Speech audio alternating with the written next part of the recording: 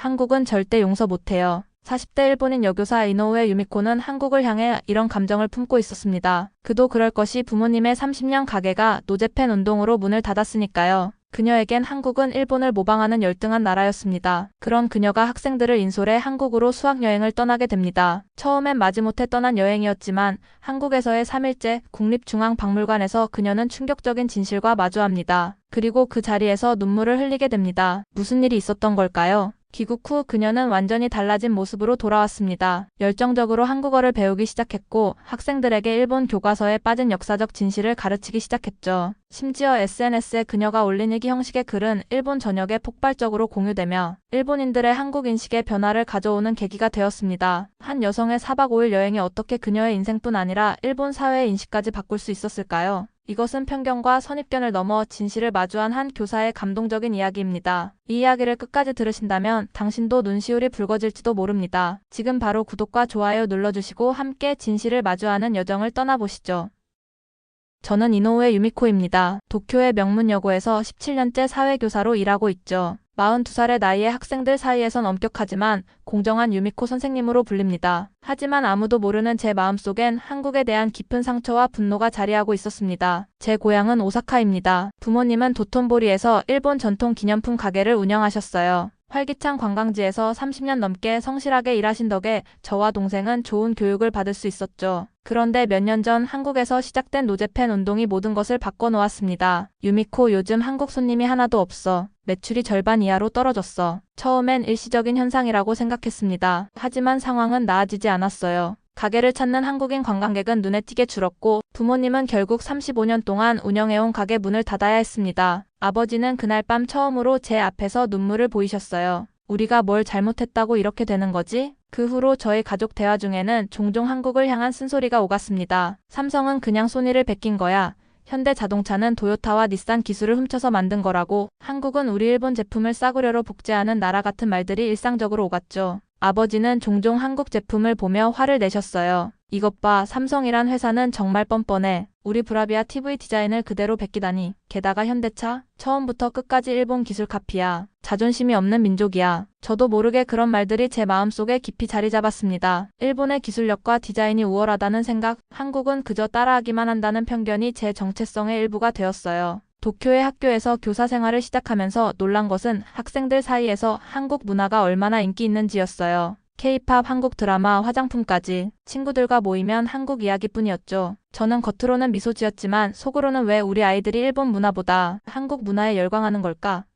하는 의문과 불편함이 있었습니다. 점심시간 교무실에서 도시락을 먹으며 교사들과 대화할 때면 학생들 이야기가 나왔어요. 요즘 애들은 방과 후에 한국어 학원에 간다더군요. BTS 노래를 원어로 부르겠답니다. 제자 중 하나는 한국 화장품만 쓴대요. 일본 제품보다 품질이 좋다나 뭐라나. 속으로 분통이 터졌지만 표현하진 않았습니다. 일본 제품이 훨씬 좋은데 아이들은 왜 모르는 걸까? 엉터리 정보에 현혹되다니 하는 생각이 들었죠. 홍보에만 열을 올리는 한국과 달리 진짜 품질로 승부하는 일본 제품의 가치를 아이들은 모르는 것 같았어요. 그러던 어느 날 교장 선생님이 저를 불러 예상치 못한 제안을 했어요. 이노우에 선생님, 올해 2학년 수학여행을 맡아주셨으면 합니다. 목적지는 한국 서울입니다. 순간 머릿속이 하얘졌습니다. 다른 선생님들도 많은데 하필 나에게 한국 인솔을 맡긴다니. 거절하고 싶었지만 교육자로서의 책임감과 학교의 기대를 저버릴 수 없었습니다. 알겠습니다. 맡겠습니다. 대답은 했지만 마음은 무거웠습니다. 그날 밤 짐을 꾸리며 혼잣말이 새어나왔습니다. 어쩌다 내가 한국을 데려가게 됐지. 가방을 닫으며 결심했습니다. 학생들의 안전만 책임지자. 그 이상의 감정 투자는 하지 말자. 한국에 대한 어떤 좋은 감정도 기대하지 말자. 그건 그저 4박 5일의 업무일 뿐이니까요. 인천국제공항에 도착한 순간 예상과 다른 광경에 당황했습니다. 글로벌 공항 평가에서 항상 상위권에 있다는 얘기는 들었지만 직접 보니 놀라웠어요. 깔끔하게 정돈된 시설과 최첨단 시스템이 눈에 띄었습니다. 심지어 입국 심사장에는 일본어를 유창하게 구사하는 AI 안내 로봇까지 있었죠. 이쪽으로 와주세요. 일본에서 오셨나요? 방문 목적이 무엇인가요? 로봇의 일본어는 완벽했습니다. 학생들은 신기해하며 로봇과 대화를 나누고 사진을 찍었죠. 저도 모르게 한국이 이 정도였나? 하는 생각이 들었습니다. 제 머릿속에 있던 한국의 이미지와 눈앞의 현실 사이의 괴리가 느껴졌어요. 42명의 학생들은 설렘으로 가득 찼습니다. 공항에 발을 디딘 순간부터 끊임없이 사진을 찍고 감탄사를 연발했죠. 특히 한국어를 공부해온 학생들은 현지인들과 간단한 대화를 시도하며 즐거워했습니다. 선생님, 저 간판에 적힌 거 읽을 수 있어요. 환영합니다. 래요. 우와, 저기 삼성 광고판이다. 나카무라, 너 삼성폰 쓰지? 새 모델 좀 봐야겠다. 트와이스 포스터다. 사진 찍어줘. 학생들 사이에서 한국 문화와 제품에 대한 대화가 물 흐르듯 자연스럽게 이어졌습니다. 한 여학생은 화장품 면세점을 향해 달려가며 외쳤어요. 언니가 한국 화장품 꼭 사오라고 했어. 일본 것보다 훨씬 좋대. 그 말에 속으로 불편했지만 표정 관리를 했습니다. 일본 화장품이 세계 최고인데 뭘 모르고 하는 소리지?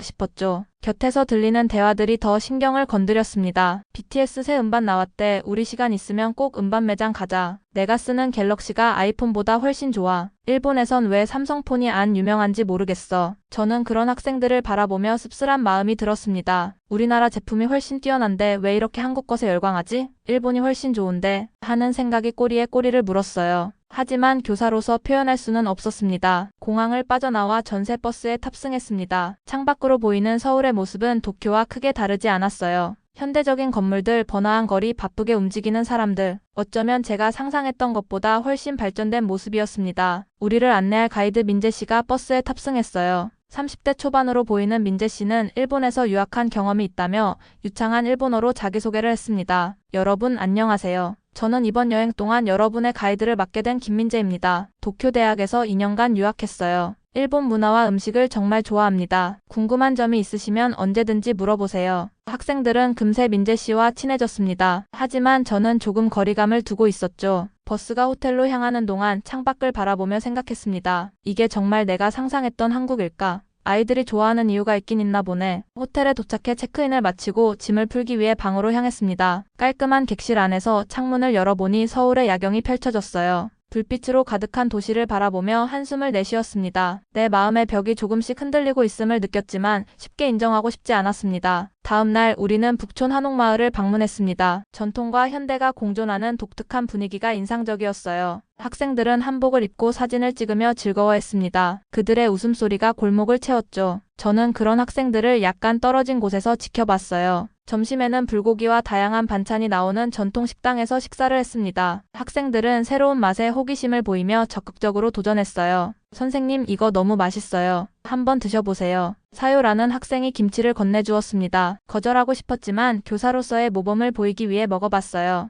예상 외로 맛있었습니다. 매콤하면서도 상큼한 맛이 입안에 퍼졌어요. 하지만 그 마음을 표현하지는 않았습니다. 그래, 괜찮네. 오후에는 인사동 전통거리를 걸었습니다. 학생들은 가이드 민재 씨에게 질문을 쏟아냈어요. 한국과 일본의 문화는 어떤 점이 비슷하고 다른가요?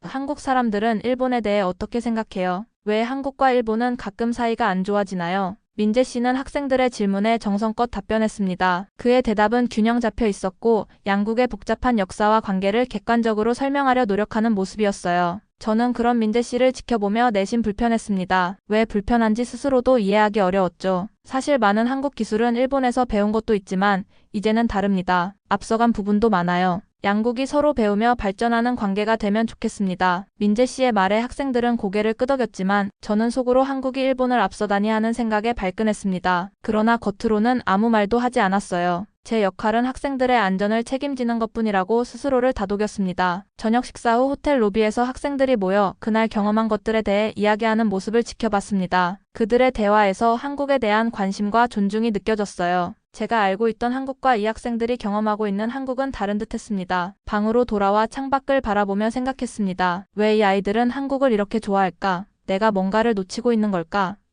혼란스러웠지만 그 생각을 깊이 파고들고 싶지는 않았습니다. 내일은 또 어떤 일이 기다리고 있을까요? 셋째 날 우리는 전통 도자기 공방을 방문했습니다. 학생들은 자신만의 작은 도자기를 만들어보는 체험에 몰두했어요. 도자기 장인은 우리를 반갑게 맞이했습니다. 이라쇼이마세, 일본에서 오셨군요. 환영합니다. 그의 일본어는 서툴렀지만 우리를 위해 준비한 그 마음이 느껴졌습니다. 장인은 도자기 만드는 법을 차근차근 설명해 주었어요. 그의 손길은 정성스러웠고 학생들을 대하는 태도는 따뜻했습니다. 일본의 도자기 기술은 정말 뛰어납니다. 저도 아리타 도자기에서 많이 배웠어요. 그의 진심 어린 말에 제 마음이 조금 열렸습니다. 장인은 차별 없이 우리 모두에게 정성껏 가르쳐 주었어요. 그의 따뜻한 미소와 진심 어린 태도에 제 마음속 편견이 조금씩 무너지는 느낌이었습니다. 오후에는 한지 체험장을 찾았습니다. 이곳에서도 마찬가지로 우리를 반갑게 맞이했어요. 한 할머니 장인이 특히 인상적이었습니다. 아이고 반가워요. 저도 옛날에 오사카에서 가게 했어요. 일본 참 좋아요. 순간 제 귀를 의심했습니다. 한국인 할머니가 일본에 대해 좋다고, 게다가 오사카에서 가게까지 했다고? 할머니의 말에 저는 잠시 멍해졌어요. 제가 품고 있던 한국인들에 대한 이미지와 너무 달랐기 때문입니다. 어떤 가게를 하셨어요?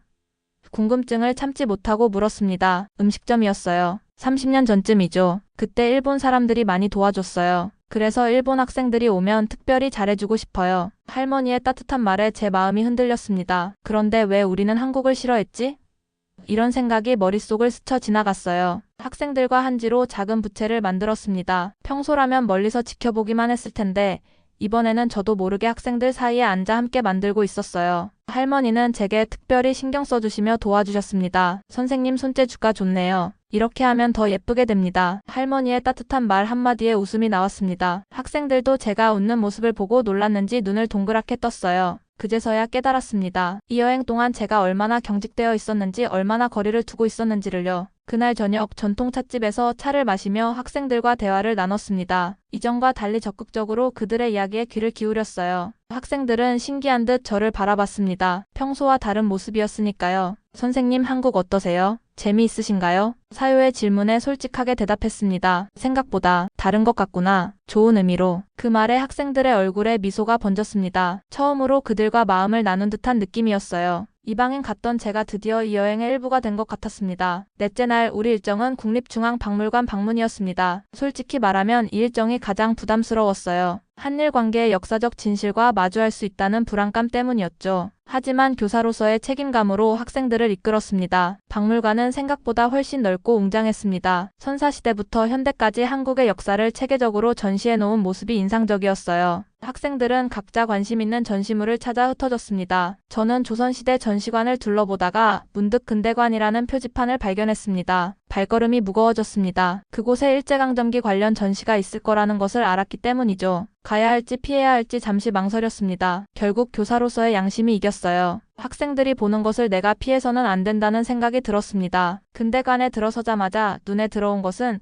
조선 통감부 표기가 된 일본 문서들이었습니다. 그리고 강제동원 관련 사진과 증언들이 벽면을 가득 채우고 있었어요. 제 발걸음이 멈췄습니다. 이게 진짜였다고? 마음속으로 중얼거렸습니다. 물론 학교에서 일제강점기에 대해 배웠지만 이렇게 생생한 증거들을 직접 마주하는 것은 처음이었어요. 특히 놀라웠던 것은 모든 전시물에 일본어 설명이 병기되어 있다는 점이었습니다. 숨기거나 과장하지 않고 있는 그대로 보여주고 있었어요. 한 사진 앞에서 오랫동안 서 있었습니다. 강제징용된 한국인들이 탄광에서 일하는 모습이었어요. 그들의 표정에서 고통과 절망이 느껴졌습니다. 다른 사진에는 일본군 위안부로 끌려간 소녀들의 증언이 담겨 있었고요. 그때 한 학생이 제 옆에 다가왔습니다. 선생님, 이거 우리가 몰랐던 사실 맞죠? 타나카라는 학생이었습니다. 그의 눈에는 혼란과 충격이 가득했어요. 대답하려 했지만 목이 메었습니다. 무슨 말을 해야 할지 몰랐어요. 결국 아무 말도 하지 못하고 그 자리를 피했습니다. 전시장 뒤편 벤치에 홀로 앉았습니다. 머릿속이 복잡했어요. 지금까지 알고 있던 역사와 여기서 본 것들 사이의 간극이 너무 컸습니다. 부모님이 들려주신 이야기, 학교에서 배운 내용, 그리고 지금 눈앞에 있는 증거들. 눈물이 나왔습니다. 부끄러워서, 혼란스러워서, 그리고 이제야 알게 된 진실 때문에요. 학생들에게 보이고 싶지 않아 고개를 숙였습니다. 하지만 눈물은 멈추지 않았어요. 내가 얼마나 많은 것을 모르고 있었을까? 얼마나 많은 진실을 외면해 왔을까? 이런 생각들이 머릿속을 채웠습니다. 오랫동안 그곳에 앉아 있었어요. 마음을 추스르려고 노력했지만 쉽지 않았습니다. 결국 박물관을 나오는 내내, 그리고 호텔로 돌아가는 버스 안에서도 침묵을 지켰습니다. 호텔에 돌아와서도 제 마음은 무거웠습니다. 저녁 식사 시간, 학생들은 오늘 박물관에서 본 것들에 대해 이야기하기 시작했어요. 그들의 눈에는 의문이 가득했습니다. 선생님, 오늘 박물관에서 본 내용들이 왜 우리 교과서에는 자세히 나오지 않는 거예요? 몰이라는 학생이 조심스럽게 물었습니다. 식당 테이블에 갑자기 침묵이 내려앉았어요. 모든 학생들의 시선이 저에게 향했습니다. 그들은 제 대답을 기다리고 있었어요. 평소라면 그건 복잡한 문제야 또는 나중에 이야기하자라고 넘어갔을 테지만 오늘의 저는 달랐습니다. 박물관에서 본 진실들이 제 마음을 바꿔놓았어요. 더 이상 회피할 수 없다고 느꼈습니다. 한참을 침묵하다가 조심스럽게 입을 열었습니다. 어른들도 모든 진실을 아는 건 아니야. 어떤 건 숨기기도 하고, 어떤 건 외면하기도 해. 제 목소리는 떨렸습니다. 평소에 자신감 있는 모습과는 달랐죠. 그러나 이것이 진심이었습니다. 우리 교과서에는 불편한 역사가 많이 생략되어 있어. 그건 잘못된 일이지만 쉽게 바뀌지 않는 현실이기도 해. 하지만 너희들처럼 직접 보고 느끼는 것이 중요한 이유가 바로 그거야. 학생들은 놀란 표정이었습니다. 제가 이렇게 솔직하게 말한 적이 없었기 때문이죠. 하지만 그들의 눈빛에서 존중과 이해가 느껴졌어요. 선생님, 정말 용기 있는 말씀이세요. 타나카가 작은 목소리로 말했습니다. 다른 학생들도 고개를 끄덕였어요. 그 순간 제가 진정한 교사로서의 역할을 하고 있다는 느낌이 들었습니다. 불편한 진실을 회피하지 않고 직면하는 것, 그것이 교육의 본질이 아닐까요? 식사를 마치고 방으로 돌아왔습니다. 침대에 앉아 오늘 박물관에서 받아온 팜플렛을 펼쳐봤어요. 한국과 일본 공유된 역사와 미래로의 길이라는 제목의 소책자였습니다. 밤늦게까지 그 책자를 읽었습니다. 그동안 제가 얼마나 한쪽 면만 보고 있었는지 깨달았어요. 제 부모님의 사업 실패는 안타까운 일이지만 그것 때문에 한 나라 전체를 편견의 눈으로 바라봤던 자신이 부끄러웠습니다. 창밖으로 서울의 밤 풍경을 바라보며 생각했습니다. 내가 지금까지 얼마나 많은 것들을 잘못 알고 있었을까? 그리고 나는 교사로서 학생들에게 무엇을 가르쳐야 할까? 마음속에 새로운 결심이 생겼습니다. 내일 마지막 날에는 달라진 모습을 보여주고 싶었어요. 마지막 날 아침 저는 학생들에게 제안했습니다. 오늘은 특별한 활동을 하려고 해. 우리가 이 여행에서 본 것들, 느낀 것들을 기록해보는 건 어떨까? 학생들은 놀란 눈으로 저를 바라봤습니다. 제가 이런 제안을 한 적이 없었으니까요. 이어서 설명했습니다. 너희가 본 걸 그대로 적어보자. 좋았던 점, 놀랐던 점, 배운 점. 진심이 담기면 누군가에겐 도움이 될 거야. 그렇게 수학여행 리플렉션 프로젝트가 시작되었습니다. 호텔 라운지에 모여 각자의 경험을 나누고 기록했어요. 저도 학생들과 함께 앉아 제 생각을 적었습니다. 선생님, 이렇게 우리와 함께 뭔가를 하시는 건 처음인 것 같아요. 사요가 말했습니다. 사요는 평소 저와 사이가 그리 좋지 않았어요. 제 수업에 자주 반발하곤 했거든요. 하지만 오늘은 달랐습니다. 사요의 눈빛에서 존중과 친근함이 느껴졌어요. 그런가? 미안하구나. 선생님이 너무 거리를 두고 있었나 보네. 솔직하게 대답했습니다. 사요는 잠시 놀란 표정을 짓더니 미소를 지었어요. 아니에요. 이렇게 변할 수 있다는 게 멋있어요. 그 말에 가슴이 따뜻해졌습니다. 교사로서 처음으로 학생들에게 배우는 느낌이었어요. 그들의 열린 마음, 새로운 것을 받아들이는 자세, 그리고 선입견 없이 세상을 바라보는 눈. 오후에는 남산 서울타워에 올라 서울 전경을 바라봤습니다. 높은 곳에서 보니 서울은 더욱 아름다웠어요. 현대적인 빌딩들 사이로 고궁과 산들이 조화롭게 어우러져 있었습니다. 선생님, 다음에 또 한국에 오실 건가요? 한 학생이 물었습니다. 잠시 생각한 후 대답했어요. 그럴 것 같아. 아직 보고 싶은 곳이 많이 남았거든. 그 말은 진심이었습니다. 이제는 이 나라에 대해 더 많이 알고 싶어졌어요. 그동안의 편견을 넘어서 진짜 한국을 보고 싶었습니다. 그날 밤 방으로 돌아와 조용히 일기를 적기 시작했습니다. 나는 한국을 오해했고 두려워했고 그건 내 약함이었다. 진실을 마주하는 것이 때로는 아프지만 그것이 성장의 시작이다. 창밖을 바라보며 생각했습니다. 내일이면 일본으로 돌아갑니다. 하지만 제 마음은 이미 변해 있었어요. 이 변화를 학생들에게도 동료 교사들에게도 보여주고 싶었습니다.